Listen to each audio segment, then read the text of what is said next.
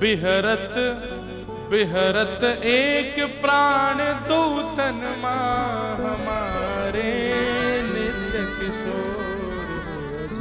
विवाह, अब इस समझने वाली बात है, विवाह उनका होता है जो हमेशा अलग थे, उनको एक किया जाता है। पर जो एक ही हैं उनको एक कैसे किया जाए जो एक ही हैं?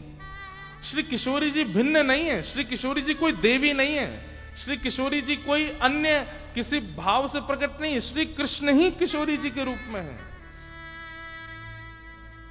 ठाकुर जी ही किशोरी जी के रूप में आए हैं। उन दोनों में कोई अंतर नहीं है, बस दोनों के प्राण एक हैं, देह अलग अलग है, प्राण एक ही है, उन दोनों में कोई अंतर नहीं। लेकिन फिर भी हमारे व्रज भाव से ठाकुर जी का विवाह किशोरी जी से हुआ, पर भागवत जी के भाव से ठाकुर जी नारायण हैं और नारायण का विवाह लक्ष्मी से होता है, और लक्ष्मी के साथ रुक्मणी जी के साथ में ठाकुर जी का विवाह हुआ। भगवान का प्रथम विवाह रुक्मणी जी के साथ में हुआ, ठाकुर जी का द्वितीय विवाह जामवती, जामवंत की बेटी। अब एक प्रसंग आता है, इसको सीमंतक उपाख्यान कहते हैं, बहुत ध्यान से सुनो। हम कथा को विश्राम की ओर लेके चलें, बहुत प्रसंग है, थोड़ा थोड़ा सबका स्पर्श कर लेते हैं। सीमंतक उपाख्यान सुनने वाले को कभी कलंक नहीं लगता, इसलिए ध्यान से सुन लेना। द्वारिका में एक सत्राजित यादव नाम का व्यक्ति रहता है, जिसके पास में एक मणि है जो कि 5000 किलो से ज्यादा सोना प्रत्येक दिन देती है, मणि। भगवान को जब ये बात पता चली तो ठाकुर जी ने बड़ी लॉजिकली सोचा कि एक व्यक्ति को इतने सोने की आवश्यकता तो होती नहीं है, ये मणि यदि द्वारिका के कार्यालय में आ जाए तो इस सोने से पूरी द्वारिका का उद्धार हो सकता है। तो भगवान ने यही प्रस्ताव सत्राजित के आगे रखा कि ये मणि हमको दे दो, तुमको जितना चाहिए रोज का हमको बता दो, हम तुमको दे दिया करेंगे। और नियम था कि 5-6 घंटे उस मणि की पूजा करनी पड़ती है, तब वो इतने 1000 किलो सोना देती है। भगवान की बात बिल्कुल ठीक थी, अकेला व्यक्ति इतने सोने का क्या करेगा, लेकिन सत्राजित को यह बात समझ नहीं आई और उसने भगवान के मुख पर स्पष्ट मना कर दिया कि मैं मणि आपको नहीं दूंगा, मेरी मणि है, सूर्य नारायण ने प्रसन्न होकर मुझे दी है, आपको क्यों दूं? ठाकुर जी बोले, निवेदन आग्रह एक ही बार करना चाहिए, पीछे नहीं पड़ना चाहिए किसी के, छोड़ो। भगवान एक बार निवेदन करके गए। अगले ही दिन सत्राजित का छोटा भाई था प्रसेन, उसने भैया से कहा मुझे मणि देना, मैं गले में पहन के थोड़ा नगर में घूम के सबको दिखाऊं। तो पूरी द्वारिका में चर्चा होता है सीमंतक मणि, सीमंतक, सबको दिखा के आता हूं, देखो हमारी मणि कैसी। हाँ क्यों नहीं, इधर आओ भाई, अपने छोटे भाई को मणि पहना दी, जाओ घूम के आओ, सबको दिखा के आओ। पूरी नगरी में घोड़े पर बैठ करके घूम रहा था, सब देख रहे थे, ओहो यही है सीमंतक मणि, इतने 1000 किलो सोना देती, आदि आदि सब। नगर में भ्रमण करता करता जब वन में गया तो वन में एक शेर ने उस मणि को देख करके आक्रमण किया और प्रसेन को मार करके मणि अपने पास रख ली। आगे एक रीछ ने शेर को मार दिया और मणि रीछ लेकर के चला गया, भालू। 5 दिन हो गए, जब प्रसेन नहीं मिला तो सत्राजित ने पूरी द्वारिका में हल्ला कर दिया कि मेरा भाई कहां है, सबने ढूंढा नहीं मिला। तो उसने कहा कहां गया होगा, तुम्हें क्या लगता है? तो सत्राजित ने कहा मेरे संशय तो ऐसा है कि द्वारिकाधीश कृष्ण मणि मांगने आए थे मुझसे, मैंने देने से मना कर दिया, इसलिए इन्होंने मेरे भाई को बंदी बना करके मणि अपने पास रख ली है। इसी को कहते हैं कलंक, जहां कुछ होता नहीं है लेकिन जबरदस्ती आप पर आरोप लगा दिया जाता है। भगवान पर कलंक लगा दिया कि मेरे भाई को बंदी बना के मणि इन्होंने चुरा ली है। और इस बात का प्रमाण है, मेरे द्वारपालों से पूछो, प्रसेन के गायब होने से एक दिन पहले कृष्ण आए थे कि नहीं आए थे? सबने गवाही भी दे दी, बोले हाँ कृष्ण आए थे, मणि मांग रहे थे। अब बात तो एक होती है, फिर 5 तो अपने आप बनाने वाले होते हैं कि बोले जब वो जा रहे थे तो प्रसेन को देखते हुए जा रहे थे, जब वो जा रहे थे तो देखते हुए जा रहे थे, देखता हूं कब तक चलेगा, ऐसा ऐसा लोगों ने बात बना दी। और सबसे बड़ी आश्चर्य की बात कि पूरी द्वारिका नगरी ने विश्वास भी कर लिया कि ठाकुर जी ने मणि चुराई है। क्या कह के? चोरी का स्वभाव तो बचपन से ही है इनका। पहले मक्खन चुराते थे, अब यही होता है, छोटी चीज चुराओ, 1 रुपया चुराते हैं, फिर 10 रुपया चुराओ, फिर 100, फिर 500, ऐसे करते करते करोड़ों तक पहुंच जाते हैं। पहले मक्खन चुराते थे, अब मणि चुराने लगे। कौन सी बड़ी बात है, चोर तो ये बचपन से ही है। पूरी द्वारिका ने विश्वास कर लिया कि भगवान ने मणि चुराई है। उद्धव दौड़े दौड़े गए और भगवान के पास जाके बोले, नाथ, पूरी द्वारिका में अपयश हो रहा है, सब आप पर संशय कर रहे हैं, सबको शक हो रहा है कि आपने मणि चुराई है, आपने ये गलत काम किया है, और लोग बाग तो ये ताने और दे रहे हैं कि आप तो बचपन में चोरी कर ही चुके हो, अब भी कर सकते हो। ठाकुर जी हंसने लगे, उद्धव, ये संसार है, यहां पर अपने भी संशय कर लेते हैं, अपनों को भी संशय होता है, शक होता है। और मैं ये बात बताना चाहता हूं पूरे विश्व को कि मैं परमात्मा होकर के इस कलंक से और शक के दायरे से नहीं बच पाया, तो तुम तो मानव हो। इसलिए हर किसी व्यक्ति के जीवन में एक पड़ाव ऐसा आएगा कि पूरे विश्व को उस पर संशय हो सकता है।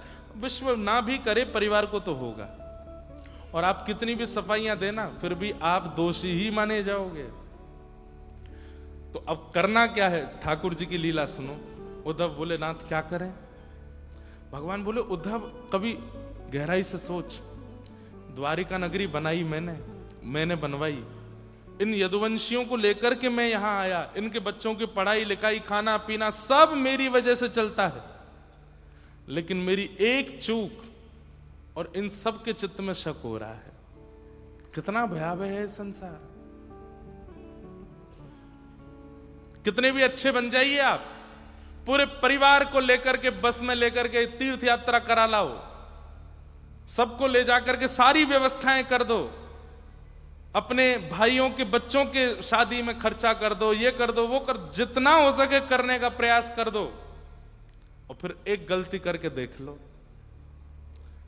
वे सब आपके किए हुए उपकारों को भूल करके आपके ऊपर शक कर देंगे और प्रमाणित और कर देंगे। बोले, हाँ हमको तो लगता ही था ये कर सकते हैं, ऐसा इनका स्वभाव पहले से ही था।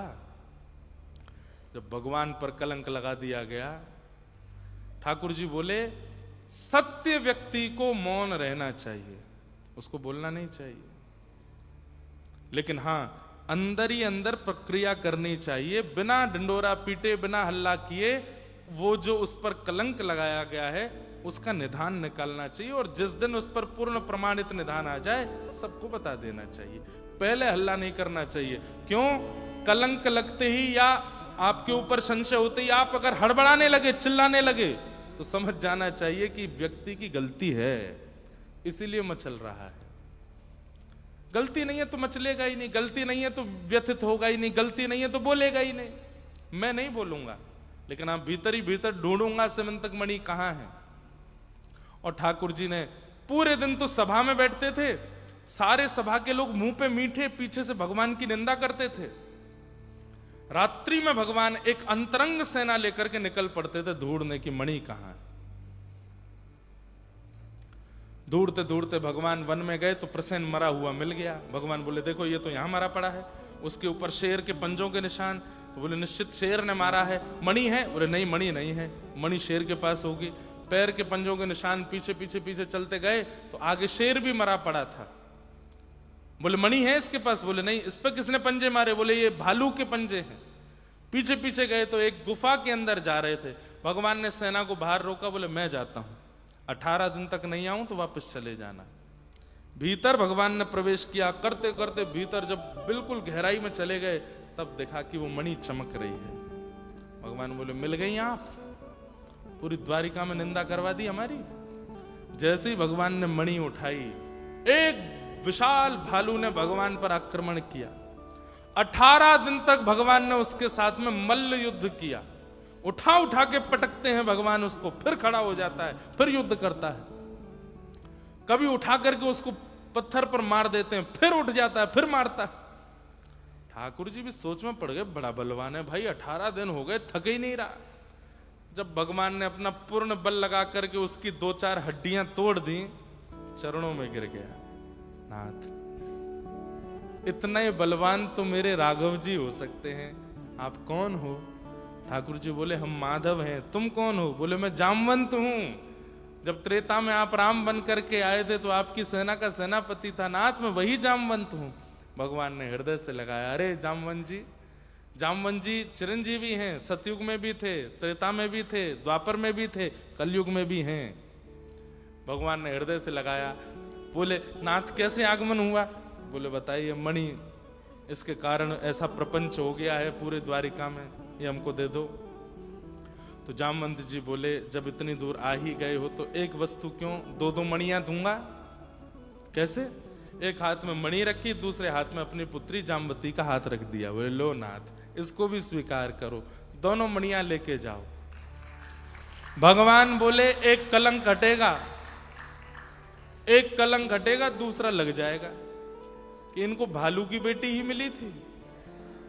हाँ लग तो रहा ही था, बचपन में बंदरों के संग बहुत रहते थे ना ये लोग दूसरा कलंक लगा देंगे। लेकिन जामवंत जी ने बहुत अच्छी बात कही। बोले नाथ, मर्यादा पुरुषोत्तम आप त्रेता में थे, अब आप लीला पुरुषोत्तम हो, थोड़ी लीला करो और मेरी पुत्री को स्वीकार करो। और भगवान ने दूसरा विवाह जामवती के साथ में किया। लौट करके आके भगवान ने समंतक मणि पूरी द्वारिका को दिखा दी और जामवंत जी ने आके पूरा दृष्टांत बता दिया कि ऐसे ऐसे प्रसेन को शेर ने मारा और रीछ ने मारा, उससे मणि हम ले गए, ठाकुर जी ढूंढ के हमारे पास आए। अब क्या हुआ? पूरी द्वारिका नगरी अब भले बने। हम तो पहले ही कह रहे थे भगवान ऐसा कर ही नहीं सकते, ये तो बहुत अच्छे हैं, अरे मक्खन चुराया था, मणि थोड़ी चुराएंगे। ठाकुर जी बोलेंगे संसार बहुत बुरा है, बहुत विचित्र है संसार। और एक बात, हमको यहां से बाहर के लोगों की बात नहीं कर रहे हैं, इस संसार में मैं आप भी आते हैं। कल को मैं कहीं बैठा था, मुझसे कोई किसी की निंदा कर रहा था, मैंने कहा भाई मत कर।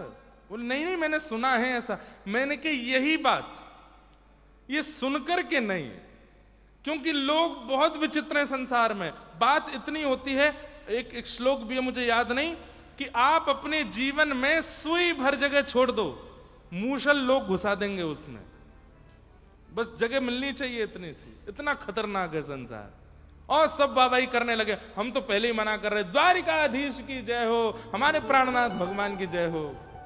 ठाकुर जी ने उद्धव को देखा, देखो उद्धव बोला यही लोग जो चिल्ला रहे यही कह रहे थे आपके बारे में। भगवान बोले मुझे पता है। और अब क्या करने लगे? मणि भगवान ने वापस सत्राजित यादव के पास भिजवा दी, जिसकी थी। लोग बाग उसी को गाली देने लगे, तेने हमारे भगवान के ऊपर लांछन लगाया, हमारे भगवान का अपमान किया, सत्राजित का घर से निकलना दुश्वार कर दिया। सत्राजित ने सोचा क्या करूं, कैसे करूं, मेरा तो बड़ा बुरा हाल कर दिया है, लोग बाग मेरे घर पर पत्थर मारते हैं। तो सत्राजित ने अपनी बेटी को देखा, उसका नाम था सत्यभामा।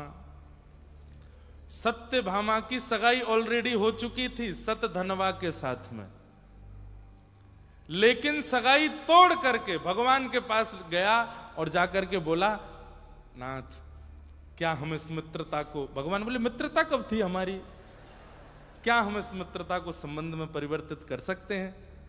भगवान बोले तुम्हारी पुत्री तो बचपन से हमसे ब्याह करना चाहती है। सत्यभामा पहले भी कहती थी सतधनवा को, सत्राजित को, कि मेरा विवाह कृष्ण से करा दो।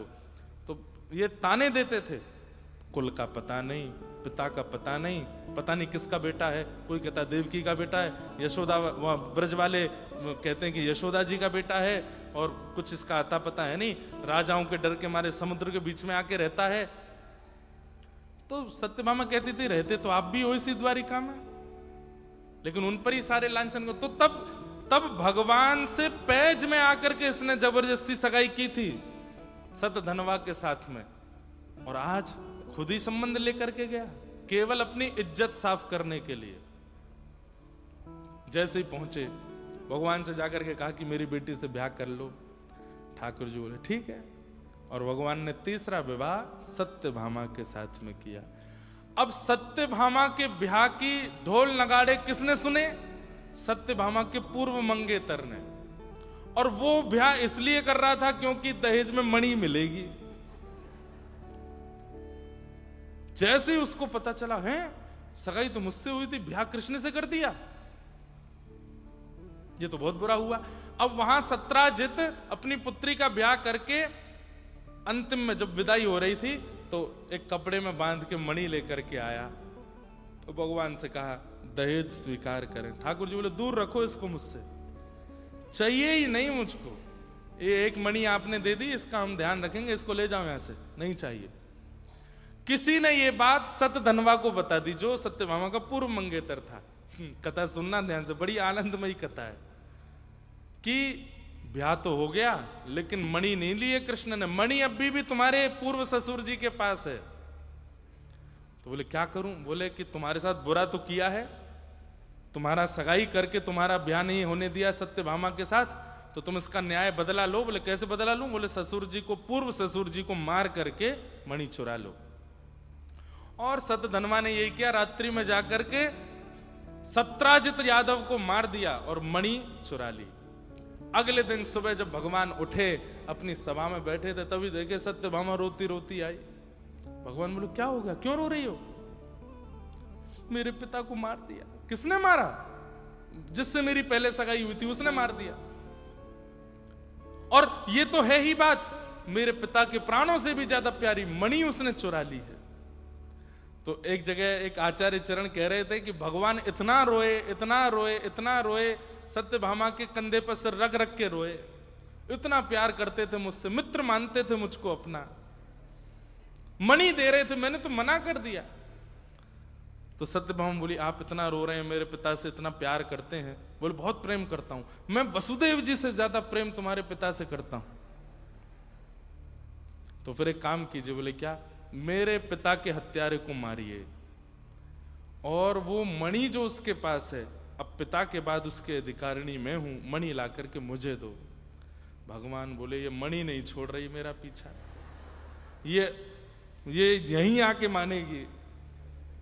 ठाकुर जी बोले जाता हूं। भगवान सुबह सुबह निकल पड़े और जाकर के वहां मैं तो एक तो नाम बड़े भूल जाएंगे, सबके नाम सत से ही हैं। सतधनवा, सतधनवा को पता चला कि ठाकुर जी आ रहे हैं, तो उसने अक्रूर जी के पास, जो भगवान को व्रत से लेके आए थे, वो अक्रूर जी उसके मित्र थे, अक्रूर जी के पास जाके कहा भगवान मुझे मार देंगे, तुम मेरे मित्र हो, मेरी रक्षा करो।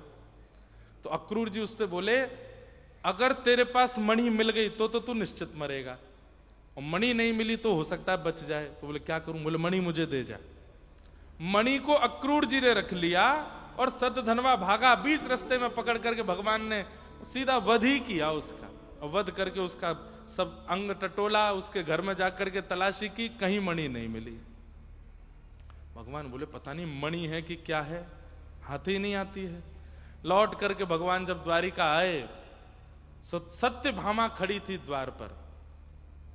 भगवान ने आकर के बताया मैंने तुम्हारे पिता के हत्यारे को मार दिया। सत्यभामा ने आलिंगन किया, लाओ तो फिर दे दो। भगवान बोले क्या? मणि, मेरे पिता की मणि? वो नहीं थी उसके पास, मैंने उसका पूरा शरीर टटोला, उसके घर भी गया था, वो नहीं थी उसके पास। तो सत्यभामा व्यंग में कहती है अच्छा नहीं थी? नहीं। मैं आपकी तलाशी लूं? भगवान बोले मुझ पे भरोसा नहीं है? नहीं भरोसा है, लेकिन आपका मन तो बहुत दिनों से था ना मणि के। अरे मेरा कभी मन नहीं था उस पर। ये तो एक विनोद की बात, लेकिन इससे भी ज्यादा गंभीर बात यह कि सत्यभामा ने 1 वर्ष तक ठाकुर जी से बात नहीं की। उसको यही लगता रहा कि भगवान ने मणि छुपा रखी है।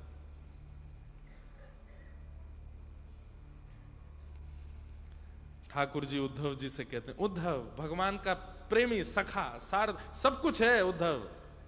भगवान कहते देख रहे हो उद्धव, मेरी खुद की पत्नी जिससे मैं ब्याह करके आया हूं, उसी को मुझ पर संशय हो रहा है। 1 वर्ष तक भगवान बोले ज्यादा हाथ पैर पटकते नहीं, अगर तुम सत्य हो तो विचलित मत हो, चाहे तुम्हारे ऊपर पूरा विश्व शक करने लग जाए फिर भी संशय मत करो, आपको विचलित होने की आवश्यकता नहीं है। और एक बात ये बिल्कुल निश्चित है, विचलित होता ही वो है जो गलत होता है। भगवान बैठे थे, 1 वर्ष लगभग हो गए। एक दिन एक ब्राह्मण आया और उस ब्राह्मण ने यहां तक सोने पहन रखे थे, गले में खूब सारे स्वर्ण पहन रखे थे, पैरों में भी सोने के कड़ूला और इतना सारा स्वर्ण। भगवान बोले भैया विप्र सदा अकिंचन ही देखा है, पहली बार इतना धनामानी देखा है, इतना सोना कहां से पहन के आए?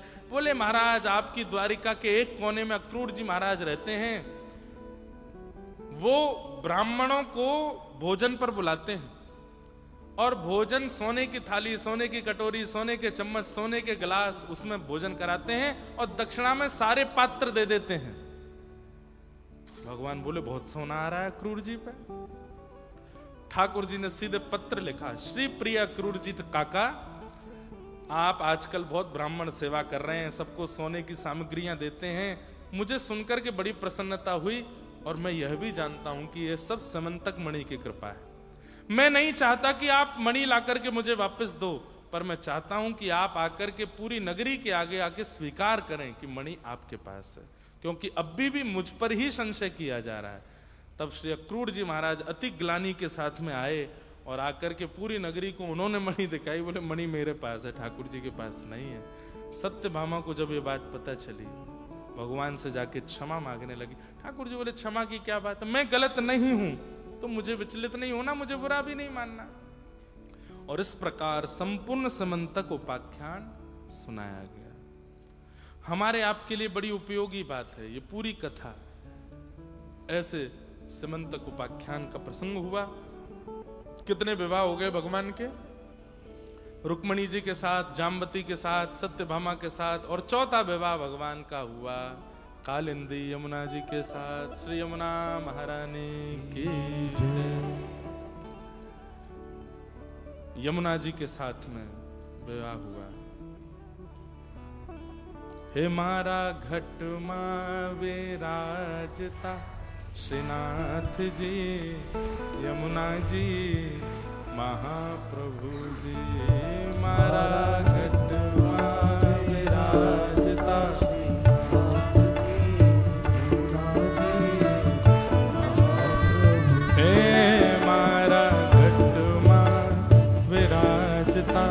श्रीनाथ जी, यमुना जी महाप्रभु जी।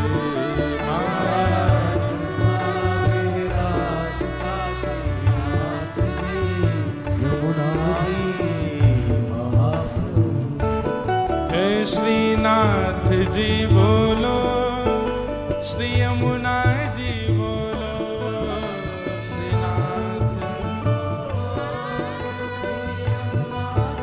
बोलो बोलो श्रीनाथ जी बोलो, श्री यमुना जी बोलो, श्रीनाथ जी बोलो, श्री यमुना जी बोलो।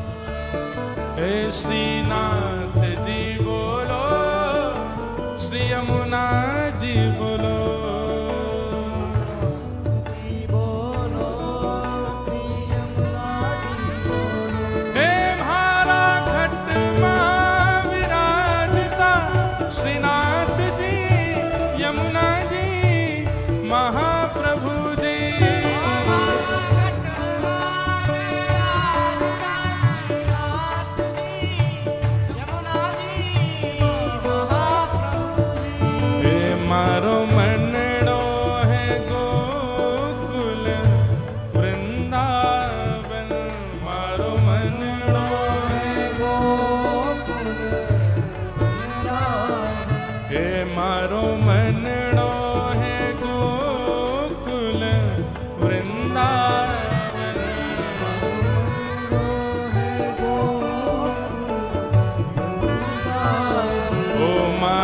तन रे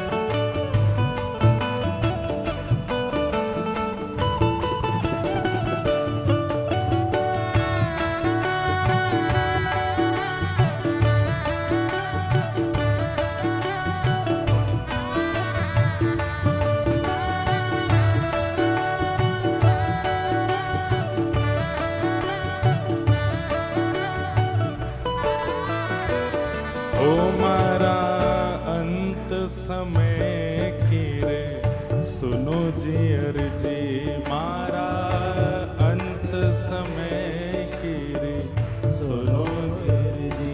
ओ मारा आँखा रे आड़े ठाकुर श्री जी, मारा आँखा रे आड़े ठाकुर श्री जी। ओ मारे मन ताने यम का दर्शन ना भावे, मारे मन ताने यम का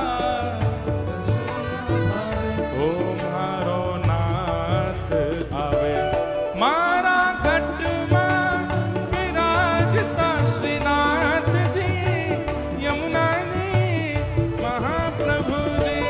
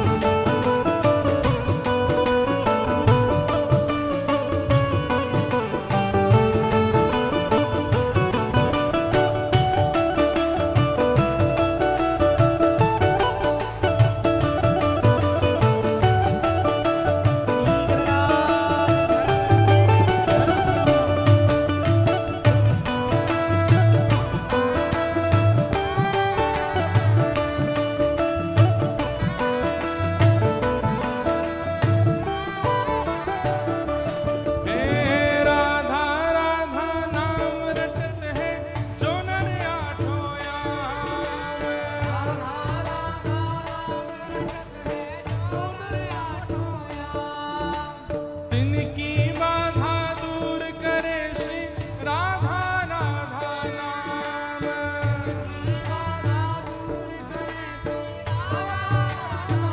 हे राधा नाम में सफल जिंदगानी लागे, जिंदगानी लागे।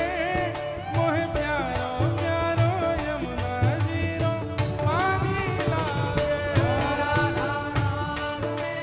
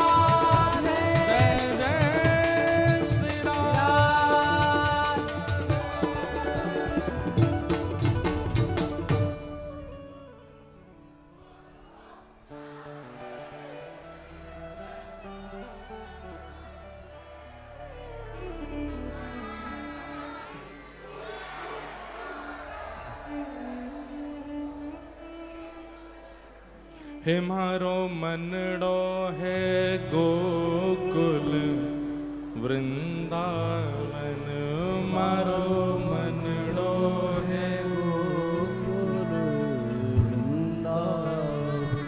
हे मारे तन रो अंगुनिया है तुलसी रावन, मारो तन रो अंगनिया है तुलसी रावन। हे मारा प्राण जीवन मारा घट मां विराजता श्रीनाथ जी, यमुना जी महाप्रभु जी। मारा घट मां विराजता श्रीनाथ जी, यमुना जी महाप्रभु जी। श्याम सुंदर श्री यमुने महारानी की जय। सब लोग बैठ जाओ, आज हम छुट्टी नहीं देंगे शाम 6 बजे तक।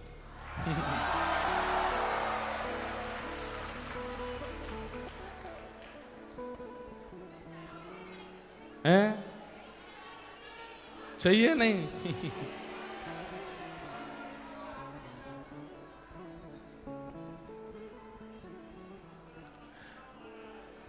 चलो आपको नहीं इतनी लंबी नहीं करेंगे। हमको भी बुखार जैसा लग रहा है, तो थोड़ी देर और करके फिर हम तो इसलिए ये नाथ द्वारा वाले हैं ना सब, इनको अभी श्रीनाथ जी की वृंदावन से जाएंगे फिर बहुत याद आएगी वृंदावन की, इसलिए हमने श्रीनाथ जी की याद कराई कि चलो नेक चले जाओ, आप भी वहां प्रेम से रहो। लेकिन अभी श्री जी बाबा के दर्शन करने हजारों वैष्णव लाखों वैष्णव जा रहे हैं, पर वो सबसे ज्यादा खुश आप लोगों को देख के होंगे, क्योंकि व्रज से आप लोग जाओगे, वृंदावन से जाओगे। वृंदावन प्राण प्रिय है ठाकुर जी को। श्री यमुना जी को श्याम सुंदर क्यों कहते हैं? श्याम सुंदर श्री यमुने महारानी की जय। इसके पीछे एक बड़ी मधुर कथा हम सुनाते हैं कथा में, कि एक बार प्रिया जी और ठाकुर जी दोनों के बीच में मान लीला हुई। मान लीला का नियम क्या है कि कोई एक रूठेगा दूसरा मनाएगा, और रूठने का कारण हो तो अच्छा, नहीं हो तो भी रूठना है, जबरदस्ती रूठना है, दूसरा मनाएगा। तो अधिकतर मान लीला में जो निपुण हैं वो हमारी किशोरी जी हैं, रोज अधिकतर मान लीला वही करती हैं। लेकिन इतनी भोली इतनी सीधी हैं कि ठाकुर जी नेक मनावे सोई मान जाए। लाला नेक नृत्य करके दिखाई दे, नेक बांसुरी बजाए दे, नेक ठाकुर जी कछु बढ़िया उपहास कुछ हंसी मजाक की बात कर दें, सोई श्री जी को मान चलो जाए। एक दिन किशोरी जी बोली, मैंने तो बहुत मान कियो, अब आप मान करो, मैं मनाऊंगी। ठाकुर जी बोले नहीं नहीं आप ही करो। नहीं नहीं नहीं श्याम सुंदर, आप मुझको कमजोर मत समझो, मैं ऐसो मनाऊंगी ऐसो मनाऊंगी। ठाकुर जी बोले मैं आपको बिल्कुल कमजोर ना समझ रहा हूं, पर मान करवे में मैं बहुत ज्यादा निपुण हूं। सब लोग ध्यान से सुनो, शांति से बैठो। किशोरी जी बोली नहीं आज तो यही होएगा, आप मान करोगे मैं मनाऊंगी। ठाकुर जी बोले मैं कह रहा हूं आप सो रहन दो, मत करो। हाँ तेरो मुख नीको की मेरो श्यामा प्यारी, तेरो मुख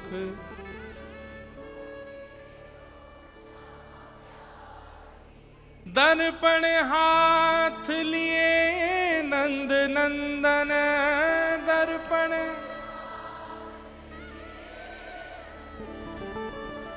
सांची कहो वृषभानु दुलारी, सांची कहो ओ तेरो मुख नीको की मेरो श्यामा प्यारी, तेरो। ठाकुर जी दर्पण लेकर के बैठे और कह रहे हैं हे श्यामा जी बताइए दोनों में कौन ज्यादा सुंदर है? मैं ज्यादा सुंदर हूं कि आप? किशोरी जी बोली, अच्छा हमसे कहो, तुम ही क्यों ना देखो, हमसे कहो तुम ही देखो, हम गोरी तुम श्याम बिहारी, हम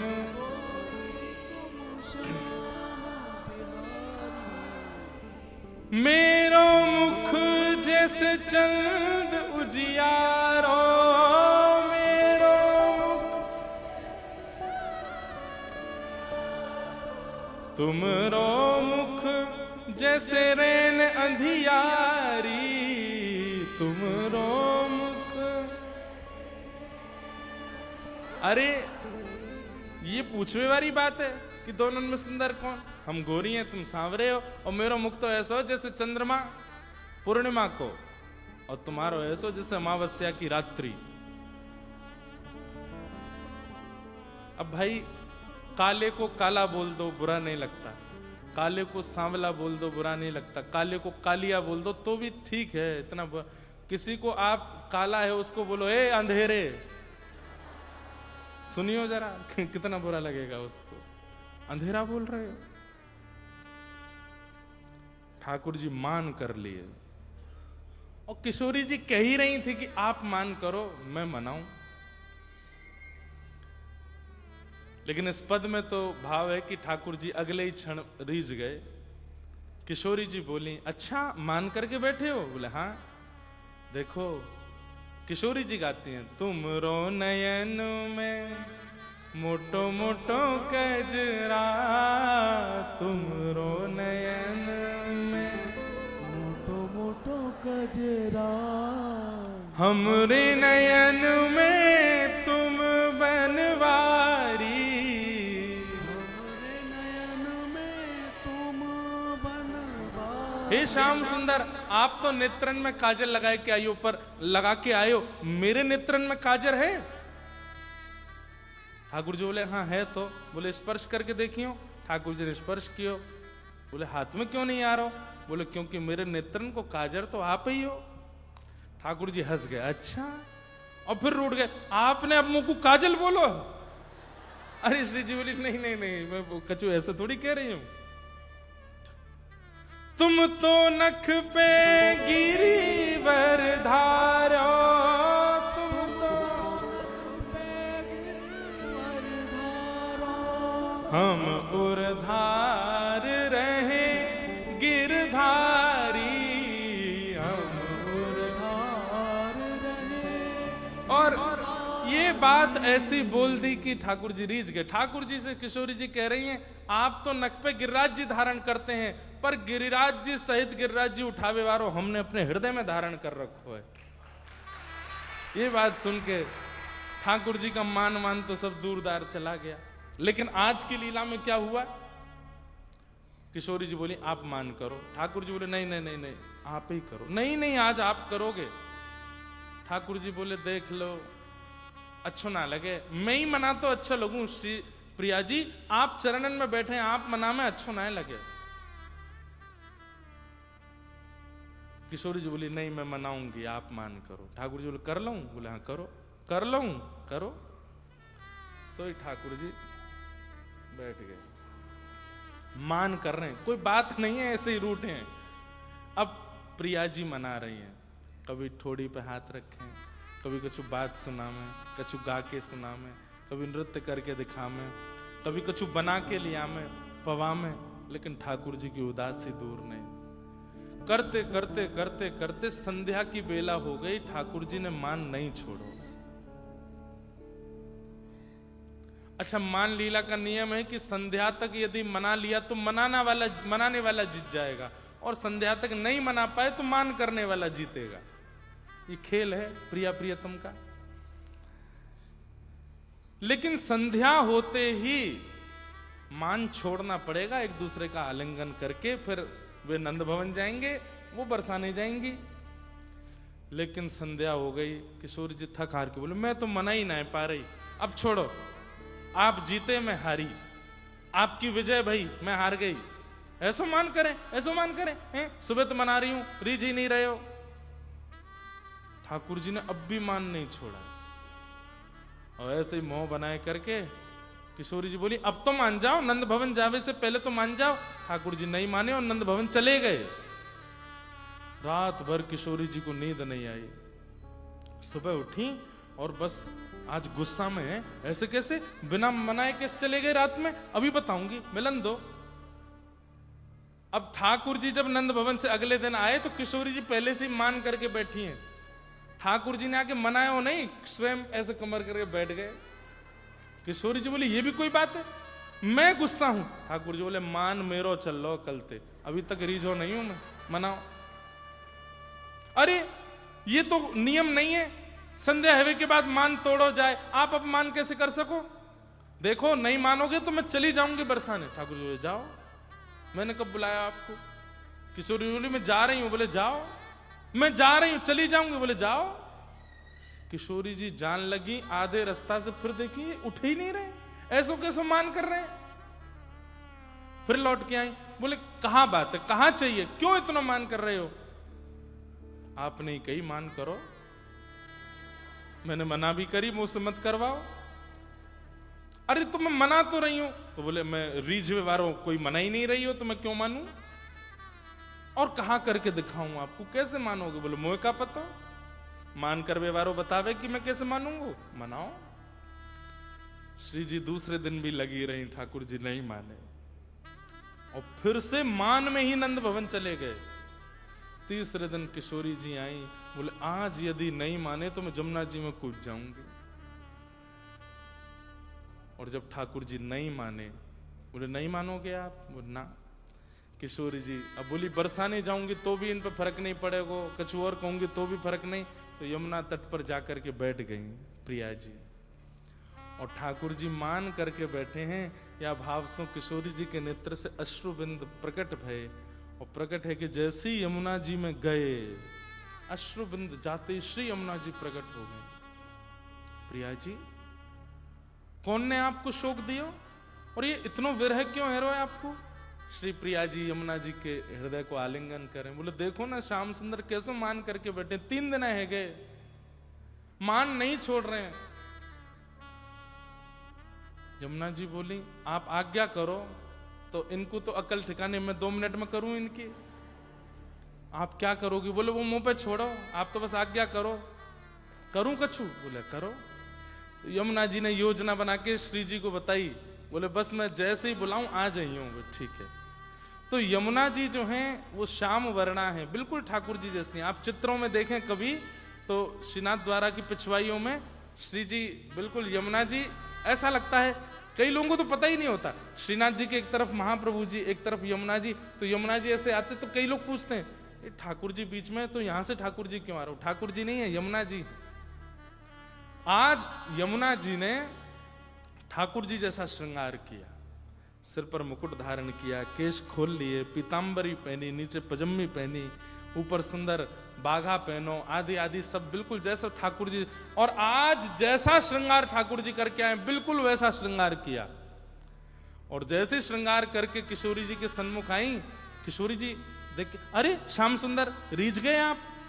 यमुना जी बोली मैं हूं यमुना, ठाकुर जी नहीं है। आप तो बिल्कुल उनके जैसी लग रही हो। बोले बस ये अपने रूप से सबन को मोहित करें, आज इनके रूप से इन्हीं को मोहित करूंगी मैं। बिल्कुल ठाकुर जी जैसी चाल, ठाकुर जी जैसे केश, ठाकुर जी जैसे नेत्र, ठाकुर जी जैसी नाक, ठाकुर जी जैसे दांत, बिल्कुल ठाकुर जी जैसी हैं यमुना जी। कहां तक कहें, वंशी भी वैसी और पैर की पाजेबन की स्वर भी वैसो ही है जैसे ठाकुर जी के। और यमुना जी चलती भाई त्रमंगलली ललित गति विलास वल गुहास, जैसे ठाकुर जी चलते हैं वैसी चलती भाई यमुना जी वहां पहुंची जहां ठाकुर जी बैठे हैं। ठाकुर जी ने जैसे सुनी, ये नूपुर ध्वनि कहां से आ रही है? मेरे पाम तो यहां है, ये कहीं और थे मेरे पामन जैसी नूपुर ध्वनि। पीछे मुड़ करके देखा, आहा एक और श्याम सुंदर घूम रहे हैं। बढ़िया कभी पत्र तोड़ते हैं, कहीं से पुष्प तोड़ते हैं, अपने कानों में लगाते हैं, बिल्कुल वैसी अदा जैसी ठाकुर जी की है। और ठाकुर जी देख रहे हैं, अरे भैया, ओ भैया देवता कौन है? यमुना जी बोली मैं श्याम सुंदर।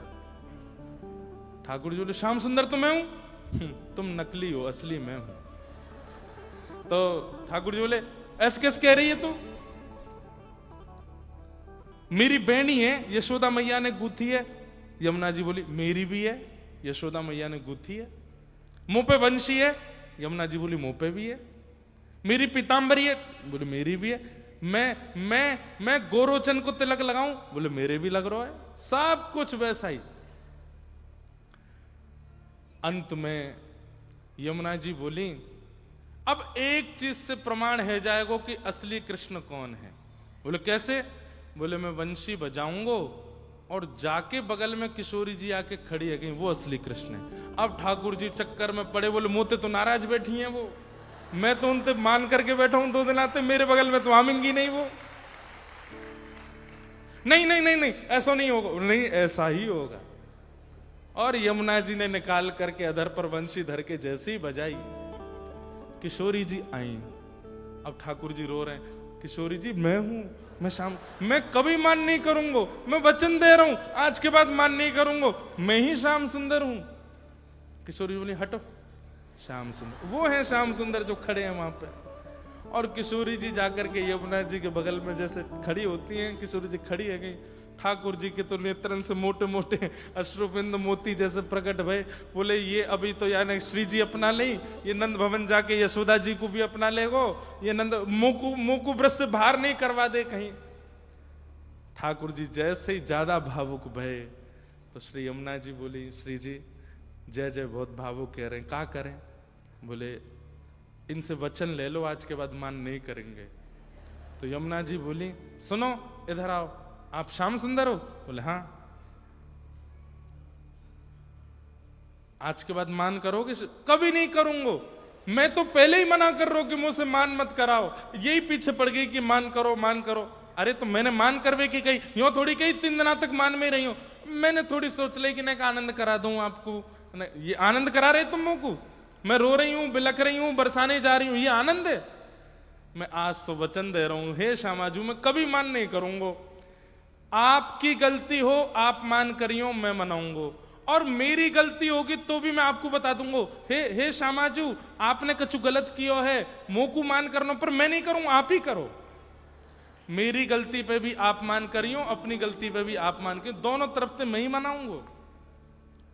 ये बात कहते श्री यमुना जी तुरंत चरणों में प्रणाम करती हैं, हे श्याम सुंदर क्षमा करियो, ये सब लीला तो किशोरी जी के भाव से करी, और आप तो किशोरी जी के, ठाकुर जी को पकड़ करके किशोरी जी के बगल में कियो, किशोरी जी ठाकुर जी को आलिंगन करें, ठाकुर जी किशोरी जी को, यमुना जी दोनों की बलैया ले रही हैं।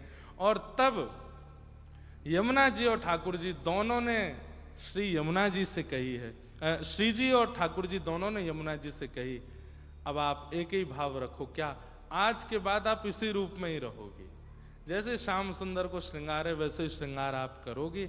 और तब से श्री यमुना जी श्याम सुंदर रूप में रहती हैं। श्याम सुंदर श्री यमुने महारानी की। तब से श्री यमुना जी श्याम सुंदर स्वरूप में रहती हैं। ऐसी यमुना जी से भगवान का चतुर्थ विवाह हुआ। भगवान के 8 प्रमुख विवाह हुए। 16,100 राजकुमारियों को भौमासुर नाम के दैत्य के यहाँ से मुक्त करा करके भगवान ने उनसे विवाह किया। आगे राजा नृण की कथा और अश्वमेध यज्ञ पांडवों का हुआ, वहां पर शिशुपाल का वध किया। सुदामा जी भगवान से मिलने के लिए आए, द्वारिका लीला सुनाई गई। तत्पश्चात ठाकुर जी ने अपने समस्त यदुवंशियों को ज्ञान उपदेश किया कि भाई सत्संग किया करो, कथा में जाया करो, मेरे पुत्र बांधव हो इस नाते से कथा में जाना बंद मत करो, क्योंकि सत्संग, साधु संग, वैष्णव संग इस पृथ्वी पर रहने वालों के लिए अति अनिवार्य है, नहीं तो उनका नाश हो जाएगा। और तुम सब लोग साधु महात्माओं का सम्मान नहीं करते हो। यदि कभी क्रोध में आकर के उन्होंने श्राप दे दिया तो मैं भगवान होके भी नहीं बचाऊंगा। लेकिन भगवान की इस बात का कोई फर्क नहीं पड़ा। एक दिन भगवान के पुत्र शाम्ब को साड़ी पहना करके संतों का परीक्षण करने के लिए गए और कहा, नई दुल्हन आई है, बताओ इसके गर्भ से लाला होगा कि लाली। भृगु ऋषि क्रोध में आ गए। उन्होंने कहा, भगवान के पुत्र को साड़ी पहना के लाए हो हमारा परीक्षण करने के लिए? इसके पेट में जो तुम कपड़े का पोटला बांध करके लाए हो गर्भवती दिखाने के लिए, वो एक लोह पिंड बन जाएगा। साड़ी हटा करके देखी तो लोह पिंड रखा था, उसको घिस करके समुद्र में डाल दिया। लेकिन वो एरका नाम की घास समुद्र के तट पर बन गया। एक दिन यदुवंशियों में आपस में किसी बात को लेके विवाद, और वही युद्ध में परिणत होकर के आपस में लड़ झगड़ करके सब मर गए। बलराम जी महाराज क्षीर सागर में प्रवेश कर गए। ठाकुर जी ने प्रभाषित क्षेत्र में जाकर के एक वृक्ष के नीचे बैठ करके भगवान ने उद्धव, मैत्री मुनि और कुछ विशिष्ट जनों को भागवत धर्म का उपदेश किया। बहुत सुंदर। ठाकुर जी ने भागवत धर्म सुनाई और सुनाते हुए कहा, उद्धव अब तुम जाओ और जाकर के बद्रिक आश्रम में मेरा भजन करो। मैत्री मुनि को आज्ञा की कि आप हरिद्वार जाइए, मेरा परम प्रिय विदुर आपके पास आएगा, उसको ये संवाद सुनाना। और कुछ कुछ लोग थे, सबको भगवान ने आज्ञा दी। उद्धव जी ने अंतिम बात कही, नाथ आप जा रहे हैं? बोले हाँ, अब मेरी लीला विश्राम हो रही है, अब मैं अपनी लीला विश्राम करके जा रहा हूं। तब उद्धव जी ने कहा, कलिकाल में नाथ कैसे जिएंगे लोग आपके बिना? आपका अनुभव यदि किसी को करना हो, आपका आस्वादन करना हो, तो वो व्यक्ति क्या करेगा? भगवान बोले, उद्धव मेरी ओर देखो, मैं एक दिव्य ज्योति बन करके चतुश्लोकी भागवत के द्वारा श्रीमद् भागवत में विराजमान हो जाऊंगा। कलयुग में मेरा अनुभव करना है तो श्रीमद् भागवत जी की कथा सुनना, उनके आश्रय में जाना, वो मेरा ही स्वरूप है, मेरा ही अक्षर ब्रह्म है। और तिरोधाय प्रविष्टोयम श्रीमद् भागवतार्णवम्। ठाकुर जी एक दिव्य ज्योति में प्रकट होकर के आकाश 3-7 बार आकाश में परिक्रमा करते हुए श्रीमद् भागवत में विराजमान हो गए। ऐसी भागवत जी को हम प्रणाम करते